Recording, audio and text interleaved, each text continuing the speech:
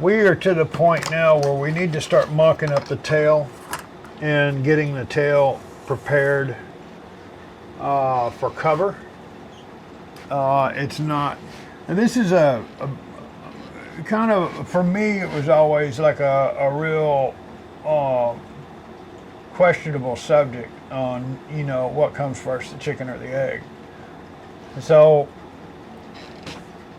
one thing I do want to say, if you're recovering a plane, when you go to tear off, everybody just starts ripping the covering off. Don't do that. What you ought to do, in my opinion, take off each piece. So we start on the bottom and we work our way to the top.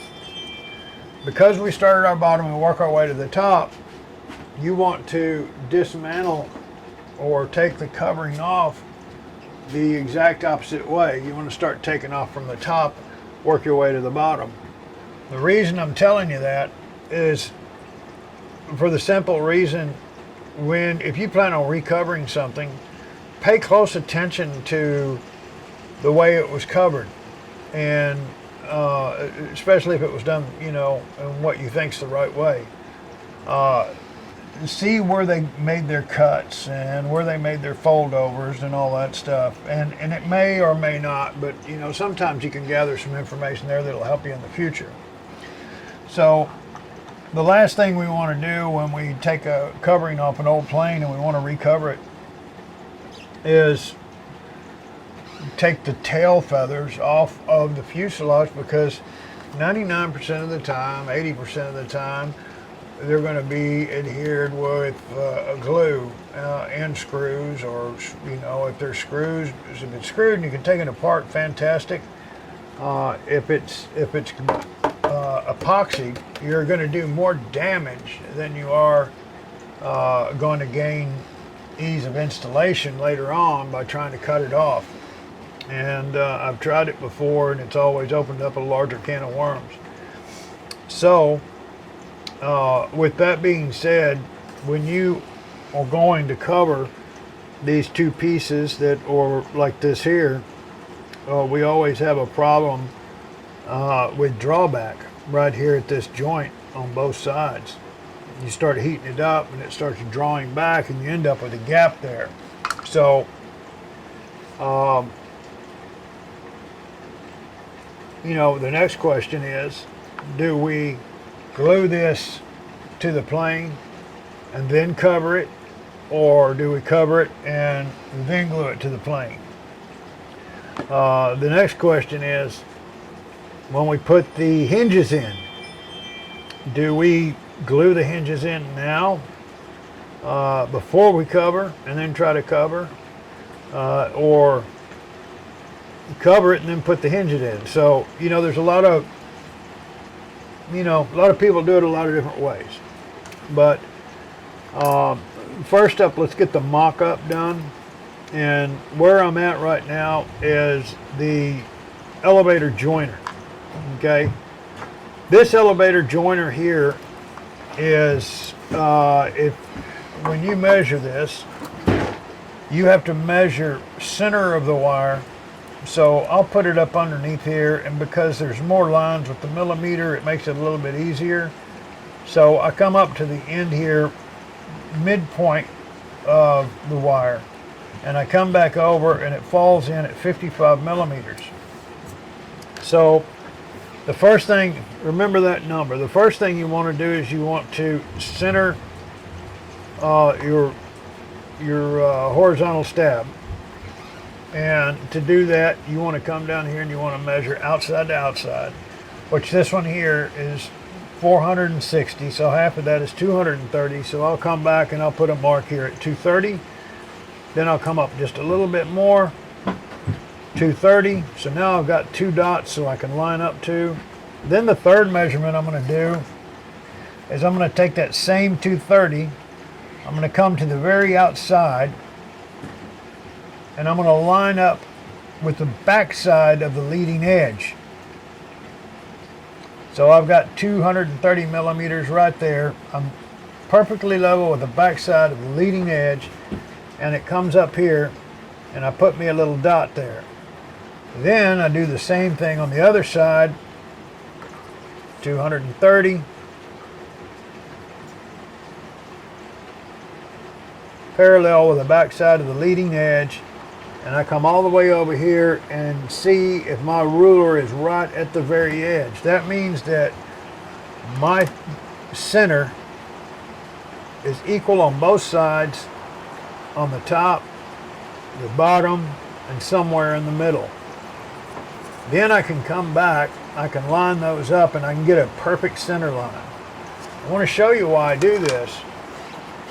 If you'll look, there again, somebody else built this, but if you notice, this center line is off of this greatest width point here.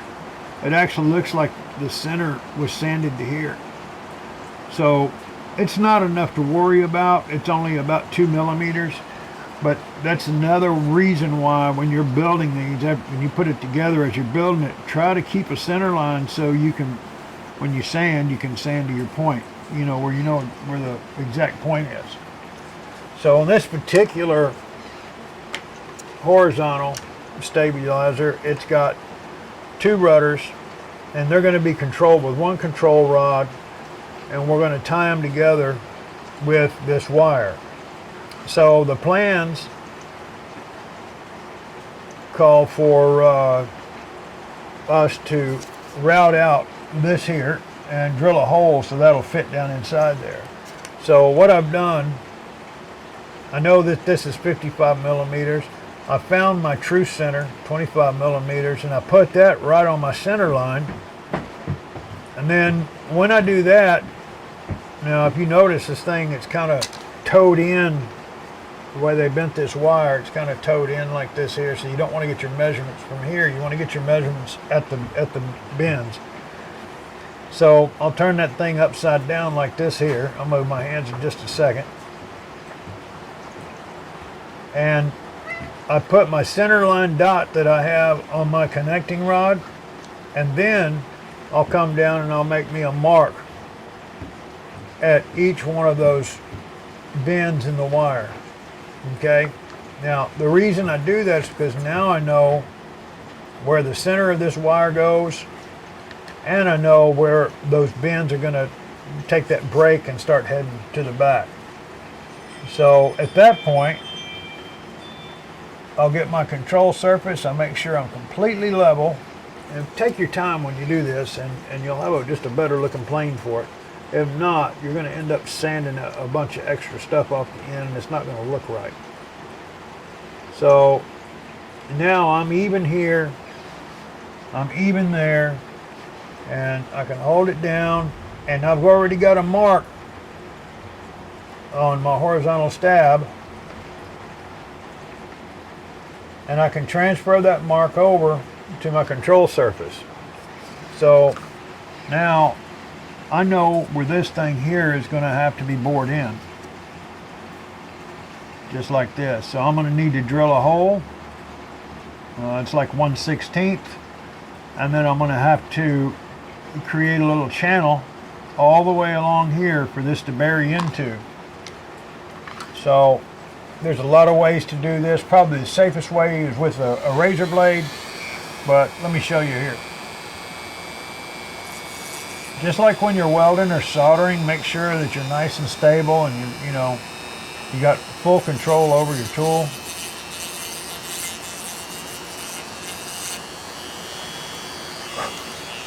Let's see here.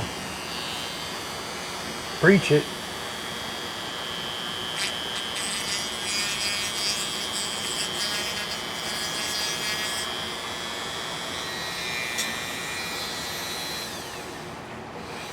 Lowest setting you can get on your Dremel if you do it this way. Come on now, there we go.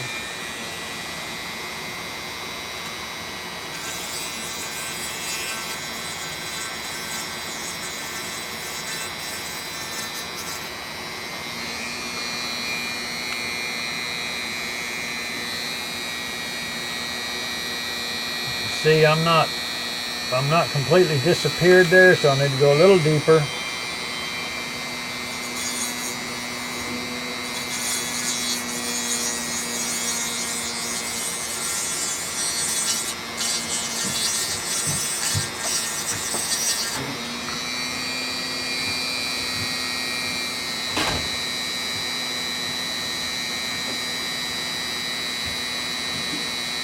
Okay, and that's about plumb flush there, if you can see. You can take it just a little bit deeper if you like, but what I'm looking for is I want the leading edge of that control surface to be smooth with the top of this rod. You'll see why here in a minute. Let's knock the other side out real quick.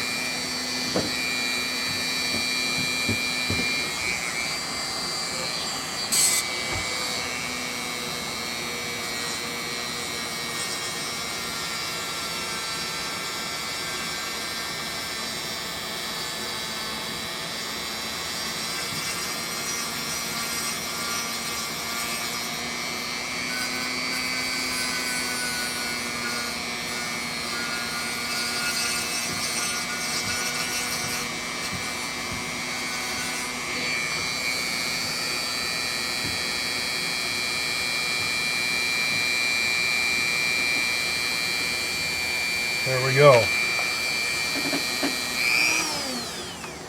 When I was first taught to do this, I was taught to use an engraver and with a V-tip, and you stick it in there and you can burn down, and it kind of gives it like a nice finished edge.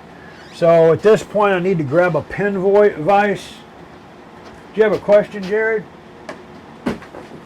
I'm gonna take this stuff out to ship. I had one interrupt. Oh, you're good, man. You know, it's all. Is there anything else you need me to do? The rain's getting pretty hard. Yeah, we got, like I said, we got to move that trailer, and we got quite a bit of stuff to do, man. But I got to get that truck back underneath that cover, brother. Let's see, where is my damn? Whoop.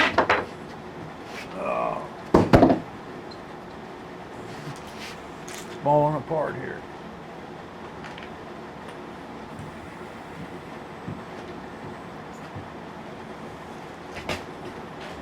All right, now.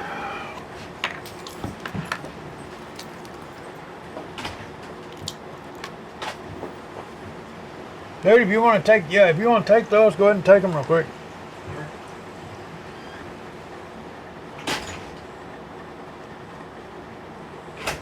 Okay, so this is a pin vise, if you didn't know what that was. And I'm going to go back to that line, and I'm going to make dadgum sure that I drill. Let me see here. Okay. It don't matter if you go a little deep, you don't want to go, you got to go deep enough, but you don't want to go too deep.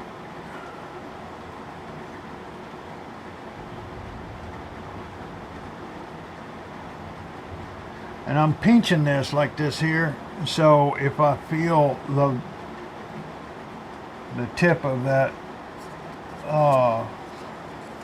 bit trying to waller out the wrong, out one of the sides, then I can make an adjustment with a twist of the wrist.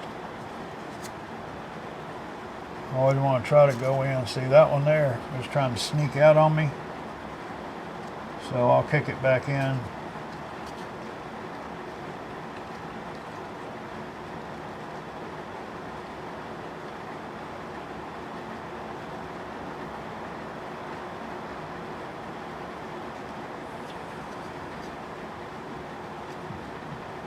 Boy, that one's thin on that one side.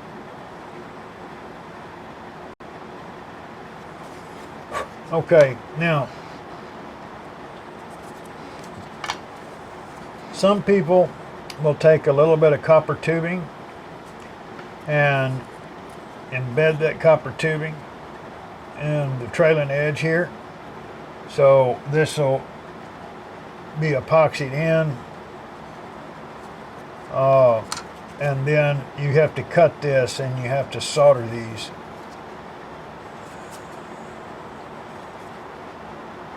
So let's just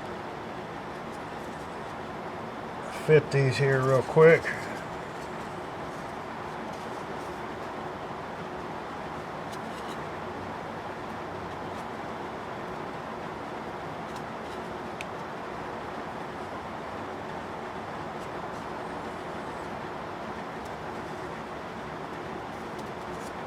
Okay. I see that one's towed in a little bit. We need to tow it back out just a tad.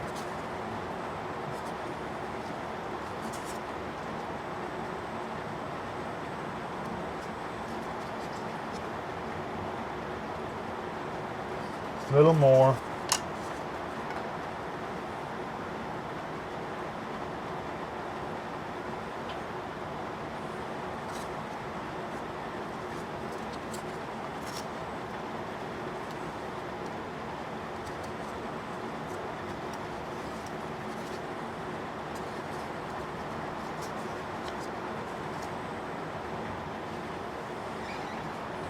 Now, of course, when you do this here,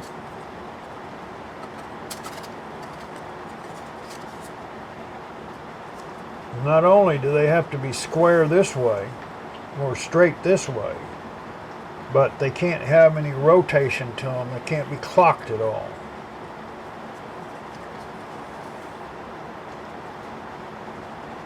Now, I got a little bit of a problem here is my drill hole is off to this side and my little gutter's kind of off to this side. So, no panic.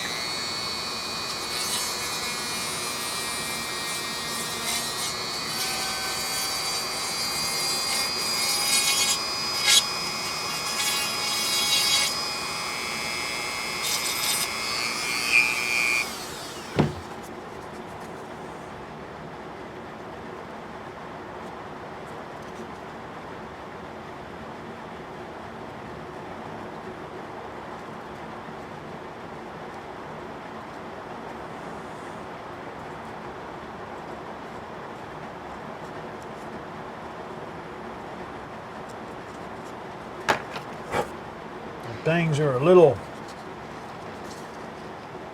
larger or a little sloppy in there, you know it's okay because you can correct all of it when it's glued.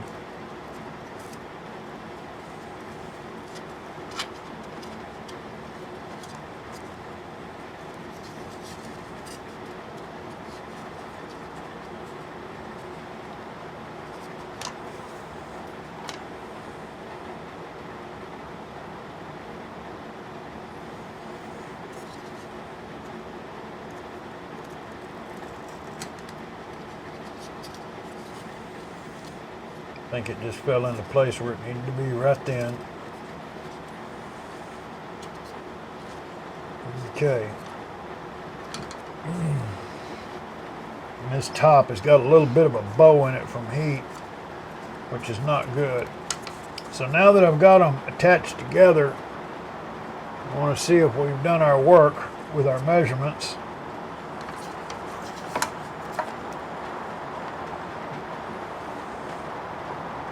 Even on both sides,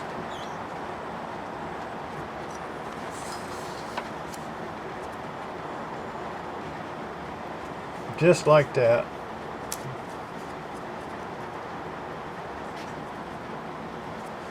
However, this one here is trying to kick up on me.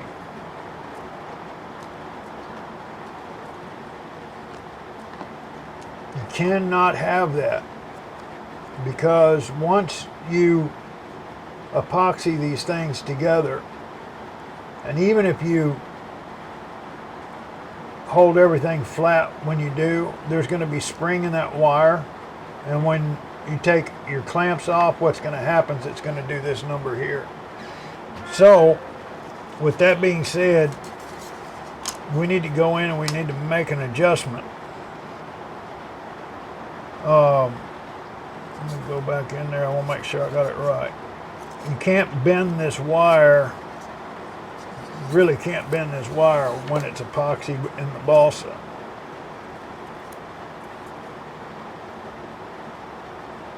Yeah, okay.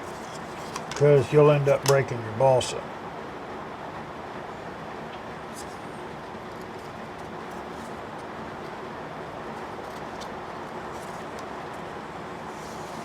There's probably a better technique that I'm not aware of.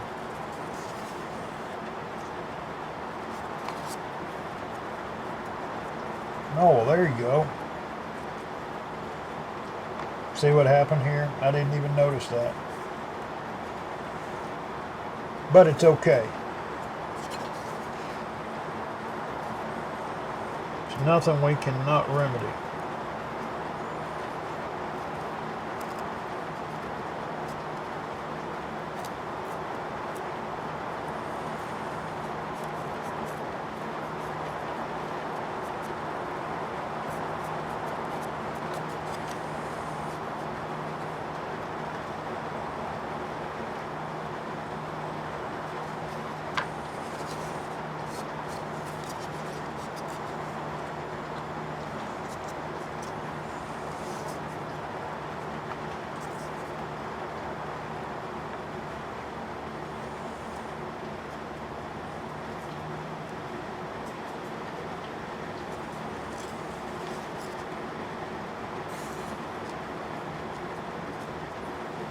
You see that bow I have in it there? It's not enough to be majorly concerned over.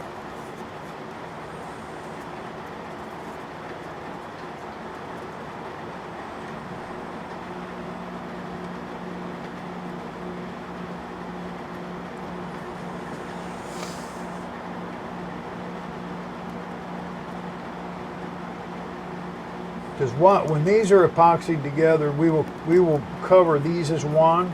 Then we're going to cover this.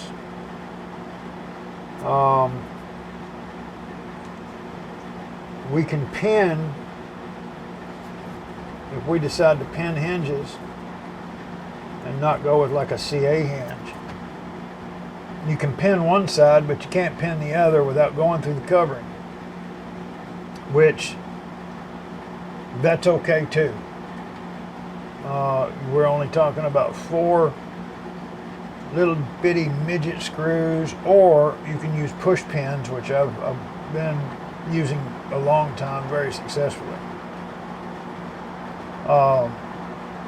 Okay, at this point now, I need to get this thing glued, and I need to get it clamped down, and I need that epoxy to dry, and I need it to dry to a point where I can sand. Because after I do all that, this will have a little bit of epoxy oozing out of it, so we want to sand everything down and make it just perfectly smooth before we go to the next step of entering, putting the hinges in. So I'm going to stop this, and I'm going to get my epoxy, and I'm going to get my little board that I clamp things down to, and I'm going to get this thing glued, and we'll be back real quick.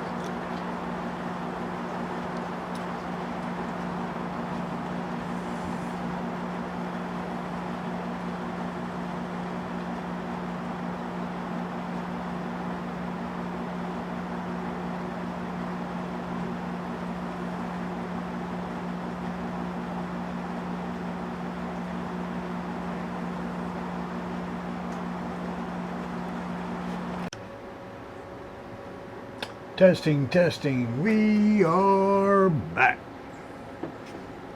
Almost. If I can get my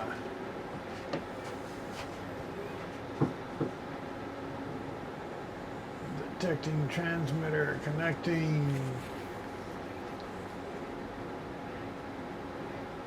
There we go. There. Okay.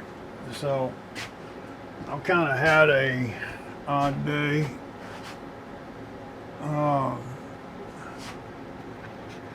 Last couple of hush, kitty cat. The last couple of days, if you've never seen my monitors here, I'll give you a quick.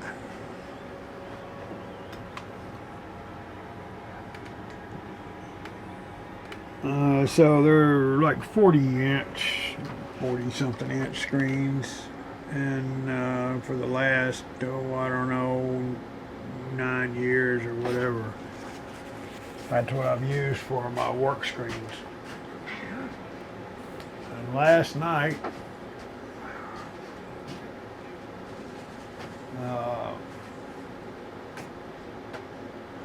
I've been getting real dizzy while looking at the monitors.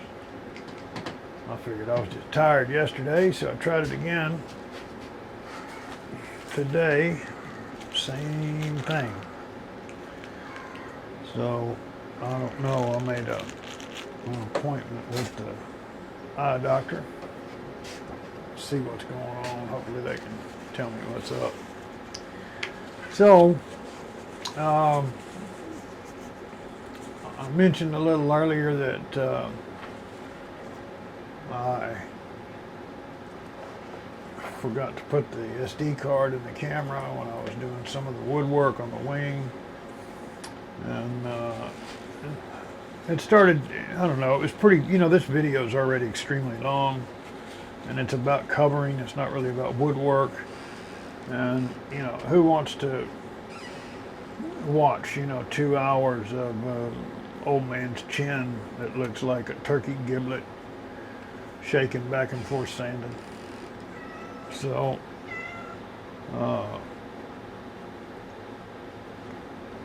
I kind of refrain from attempting to do much of it anymore.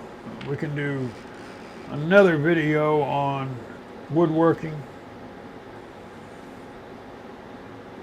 if requested. Okay, let's see what we got here. So this is 30-minute CA, or two-part here. And let's see here, I'm going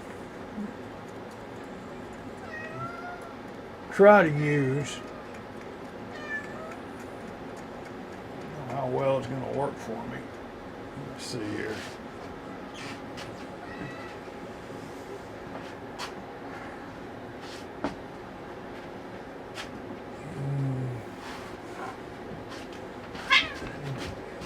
Watch out, kitty.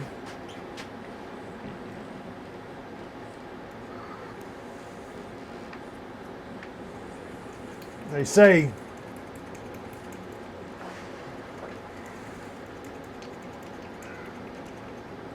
stir the epoxy for half the amount of time that it takes for it to dry. So 2.5 minutes for 5 and 15 minutes for 30. Nobody's going to do that. We had some problems with epoxy never curing.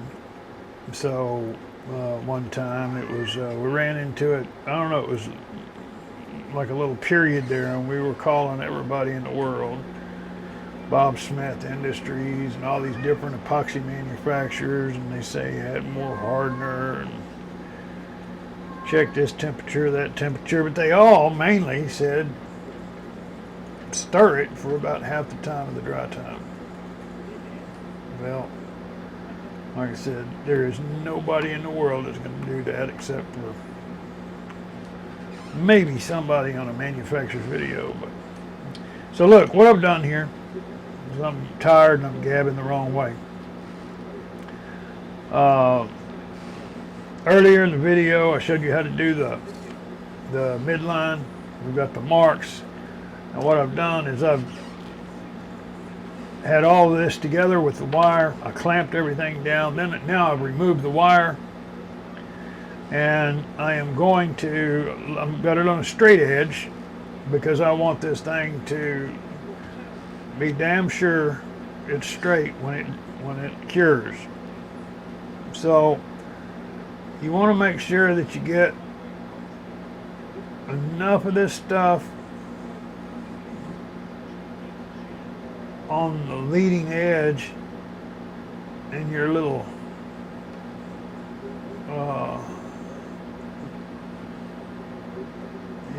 relief area that you cut. And boy, did I use the wrong tool. I finally found the bit that I normally use after I had done this. And what it is, it's about a 2-inch grind bit that's got teeth all the way down. the bit and you just kind of lay it in there straight. I didn't know where in the heck it was. I hadn't used it in a while. So let's see here. I'll make sure that try to get as much of that 2-part epoxy as we can down in that hole. Okay, now I'm going to come in here and I'm going to push. If you can see, let me tighten this up.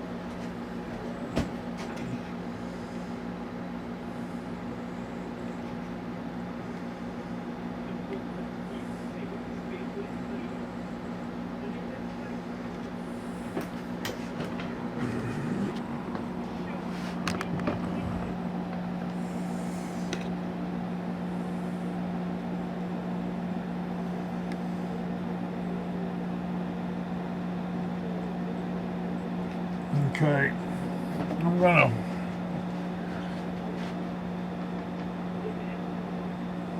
keep pushing this glue down in that hole.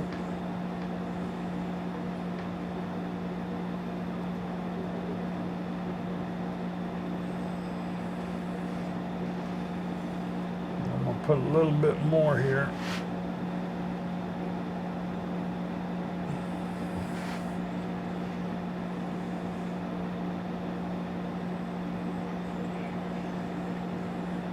Because when you push this thing down in there, you want it to come back out.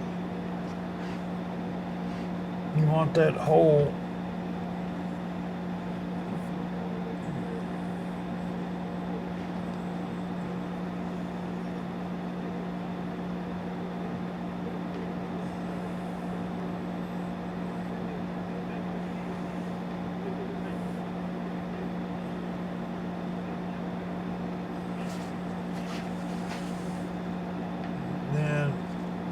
clean up any excess that you might have.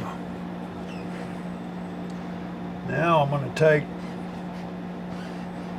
just a little bit more and I'm going to drizzle across the top, being careful to keep it right on that area where that rod is, or that wire. And you want to make sure that you cannot see the hole going into the bossa or any free area around that.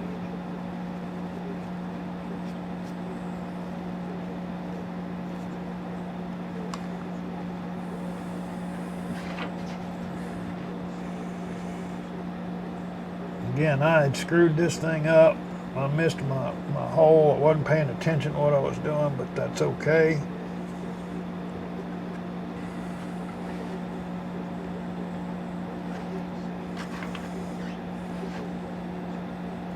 You want to make deadgum sure this thing is flat on your straight edge.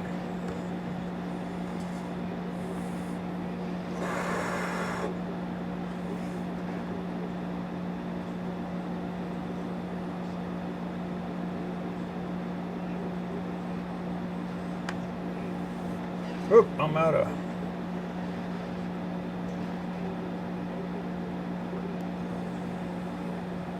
Get up there, you.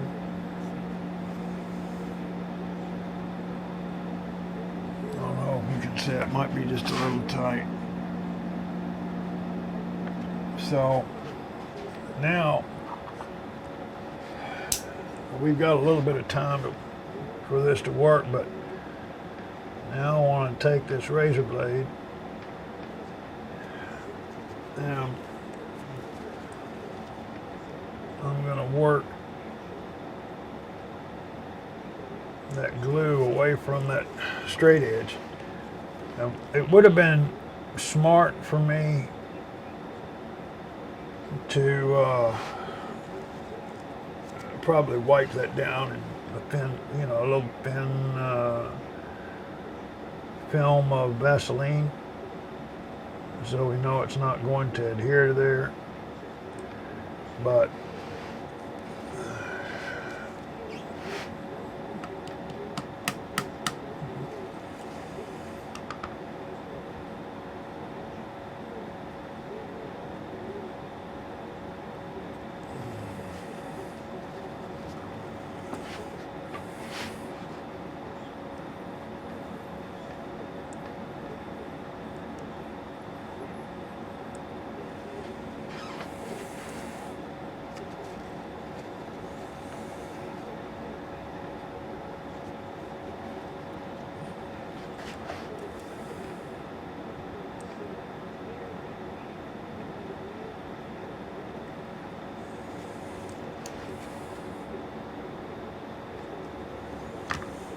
Now you can tell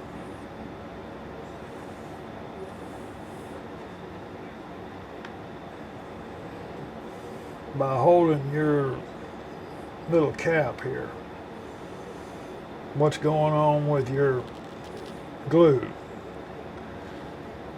because when this stuff starts to cure, first thing it'll do is start to get a little tacky, and then what's going to happen is it's going to start getting hot.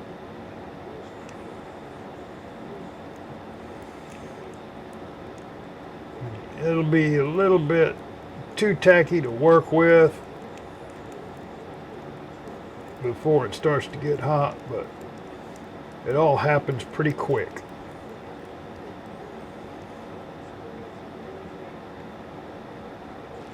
And I don't know if you can tell, see how that's all milky white? Looks like it's kind of infused with air bubbles. That means it's mixed well. Or that's what I normally see anyway when it works.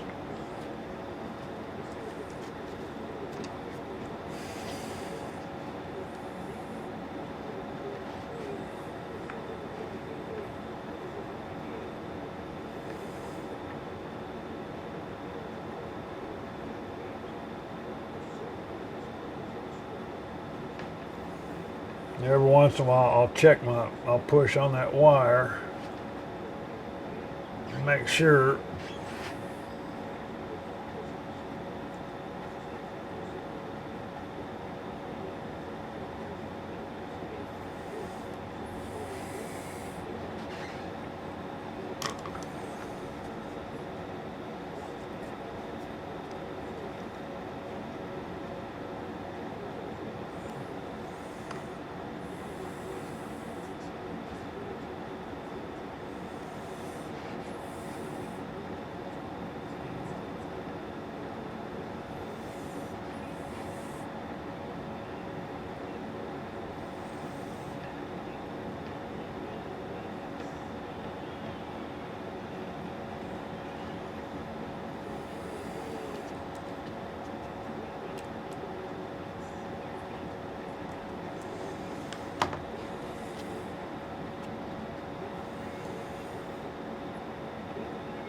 okay, this is starting to warm up.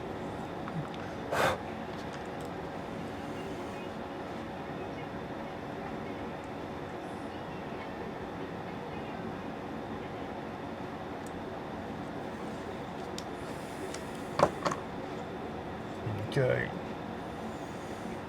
Now all I can do right now at this point, we just want this to cure and not be messed with. Okay, so I'm going to take this over and I'm going to set it down in a safe place. If there is such a place.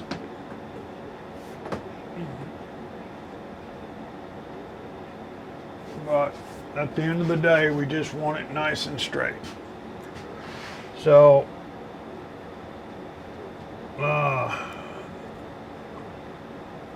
getting a little warm there.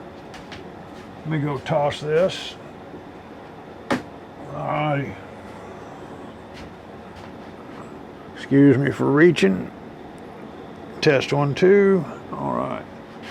Just want to make sure I catch it if my microphone batteries die. They're showing full batteries right now, but I never can tell.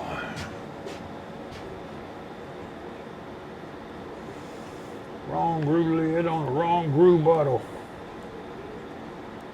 Okay. There's that, there's that. And I found me a small bottle of CA / super duper Rooper Grouper Do glue.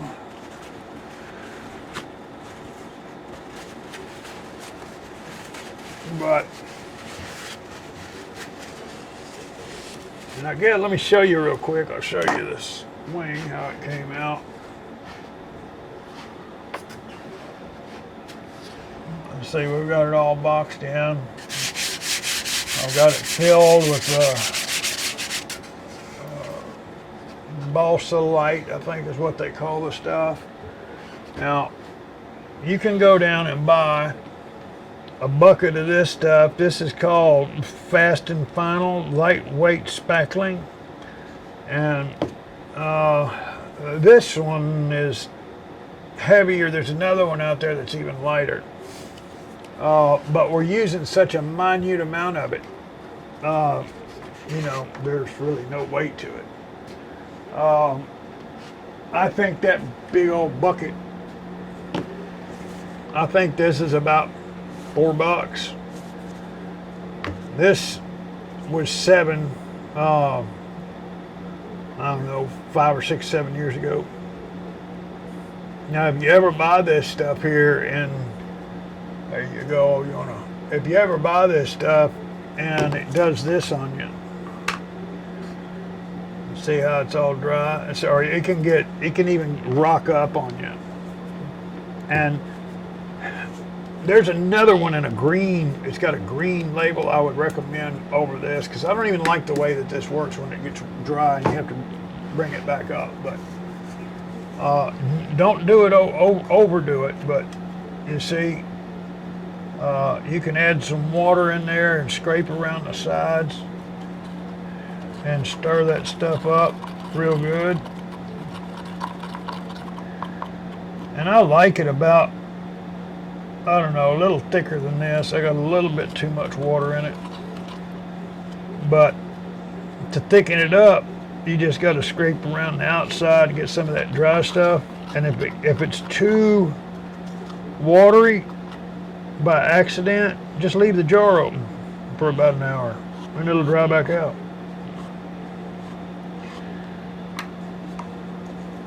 You see what I'm saying? So this stuff here is great, but there is a con.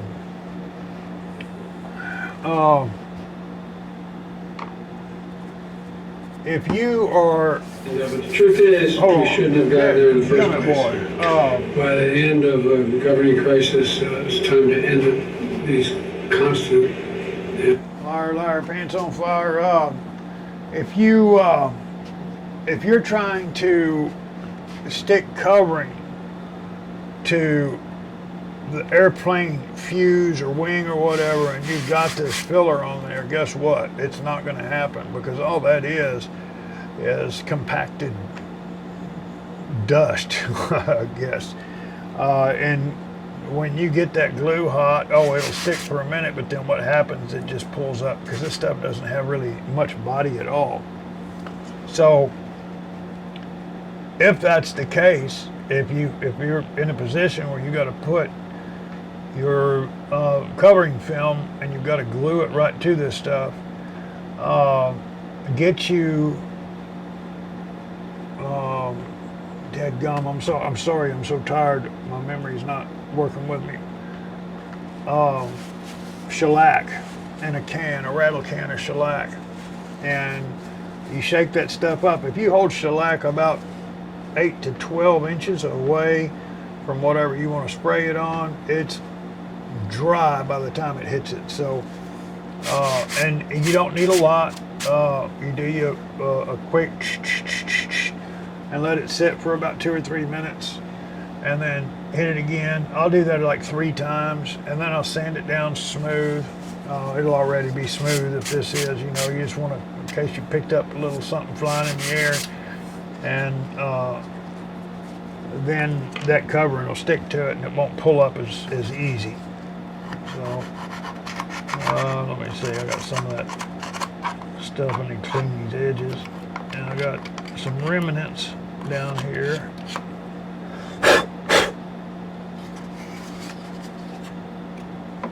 Now this kit had some little pieces, and so that's what I started with, and I should have done this, and of course I didn't have any wide enough, and the grain needs to go this way because you're bowing this way, but I think that's over 6 inches. Boom, boom. No, it's right at 6. I didn't have any anyway. I didn't have any 6-inch wide material, because I'd like to have done this all on one piece and then done these other 2 pieces up here. Just because you see that dark line, that doesn't mean there's a hole there. That's actually filled. But that's filled with a liquid filler and glass beads. So anyway, that's what that looks like, and we'll be getting back to that here in a little bit. So now we've got the tail feathers, and we've got our vertical stab, and we need to figure out what we're going to do about coloring these things. Now let's take a gander at this. So I've got every color under the rainbow, and I don't know what in the heck I want to do. I sure do like the way that the carbon fiber and the white looks. The thing is, if you do too much carbon fiber, it's going to take away from it.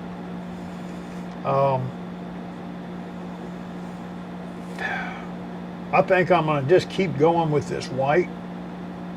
And if I want to do any embellishments, it's going to be with carbon fiber and or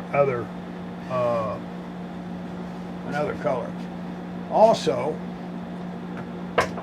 I don't know, on the cool, I don't know what in the hell this stuff's for, but I found this in some hobby stuff I bought, and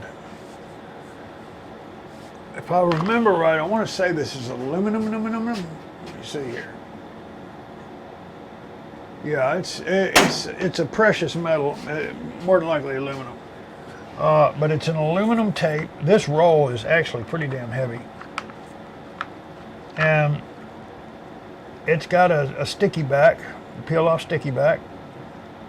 And you can take aluminum cleaner, and when you rub on this thing, I mean, black comes off on the cloth.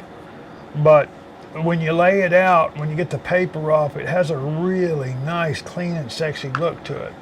The one little bit of a drawback is it does have a tad of weight to it. But if you're trying to, me personally, I don't do a balanced thing. That's not my my artistic vision.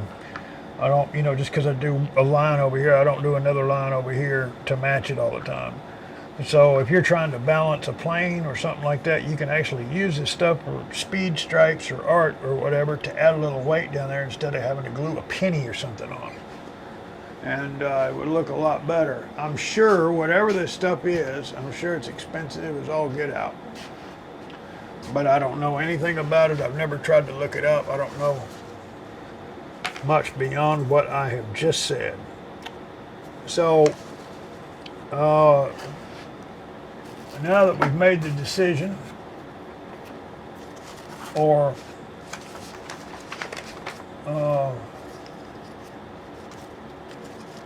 decision have been made to stay with the white covering for now, let's get some out.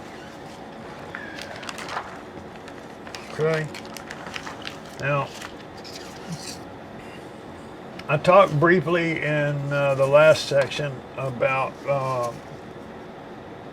the hinges and pinning hinges. So, to pin or not to pin, how many times, and I already know the answer if you've been doing this a minute, how many times have you grabbed an airplane to go fly and the CA hinges have seemed to have worked themselves loose? Well, me too. Now, these are plastic.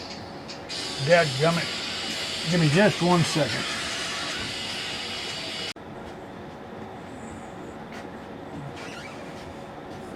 So these are plastic hinges. They have no pins in them, and I don't like them because after a while of this, they do that.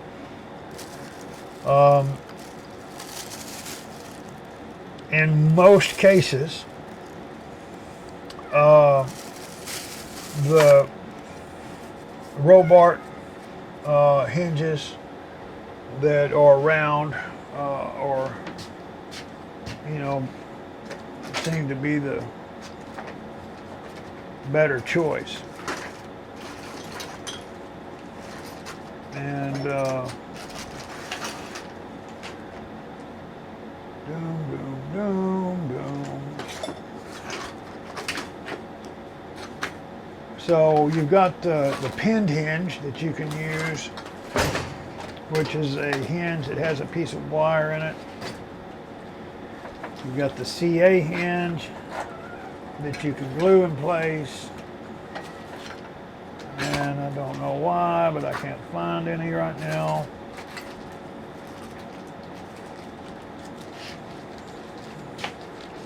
These are pinned hinges here.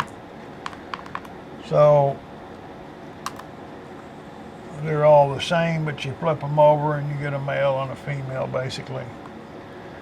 And then you have a cotter pin like this here. And this cotter pin goes down in the hinge.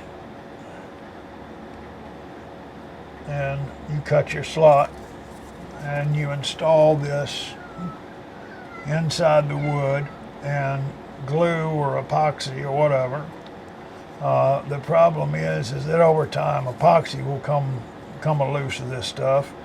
So what most folks will do is they will take a little metal pin and stick it through there, all the way through the wood, through the hole, and you snip the pin off to where you can't feel it on both sides, and then cover the plane. Well, when you do that, you're going to have a pin going through your covering or a screw or something to do that. So this plane here is not a big warbird. There's not a lot of weight to it. So I believe what I'm going to do with this plane here is I am going to use the CA hinge. Now, CA hinges you can pin as well with little safety pins.